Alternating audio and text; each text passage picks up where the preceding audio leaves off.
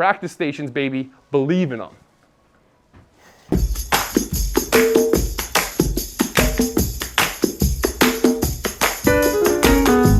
How sweet it is to be back with my favorite people, the 5i family, and we're here for our next edition of 5i Tricks of the Trade. Just these simple ways to spend better time in these simulators, get more bang for your buck, improve that game day by day a little bit. Today we're talking practice stations, right? So in episode 2 we talked about using the cameras, identifying whether you're coming over the top or not, and some little feels for that. But understanding what's going wrong versus what you want to have happen, that's just the tip of the iceberg. Now we got to get into the nitty gritty. We got to rep it out, and we got to rep it out the right way. Enter practice stations. Okay, so here's a classic practice station right here. It's for my slicers out there. I know there's a lot of you. Oh, don't cry. We don't want to come over the top anymore, right? We know that, backtrack for a second, right? Pause. 101, path creates curvature versus the face. And we're going to save the face for another day because that's a whole can of worms on its own. But let's just assume that the club face is relatively square. The club path will then create curvature through like an opposing glance on the ball, right? So let's just say this is my target line right here. I, as the golfer, am standing on the inside of the target line. There's the outside. So if I'm swinging more to the right, inside out, that would curve the ball to the left. That would be a draw for me.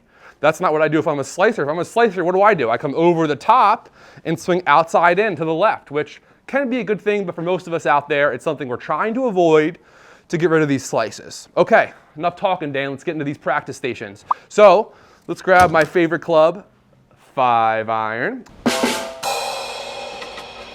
And I'm just going to drop this across a bag that's sitting like a couple feet behind my ball. Whoop, let me hook it in there. Bang. Okay, we're good. So now what I have here is I have my golf ball here, and I have this club sitting out across the bag, and it's just outside sort of like my hand line. If I just kind of swing my arms back and forth, it's just outside that. Start slow. Maybe toss a head cover on here. If you're a little nervous, you're going to bash into it, right? Because you got to slow down to break free of your habits. I want to break free.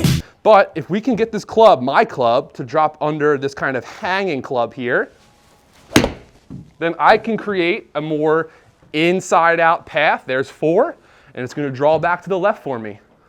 What if you're a hooker? Can I say hooker? What if you're someone who overdraws the ball? Then we're going to slide this whole rig boop, boop, boop, boop, boop, out in front, right? So now we got to get these hands and this club tracing back to the inside so we don't go too far inside out, because yes, we can go too far inside out. And too much of that's a bad thing too. So here I am, got my club just outside my hand line, but in front now, and I'm just going to work these hands back to the inside.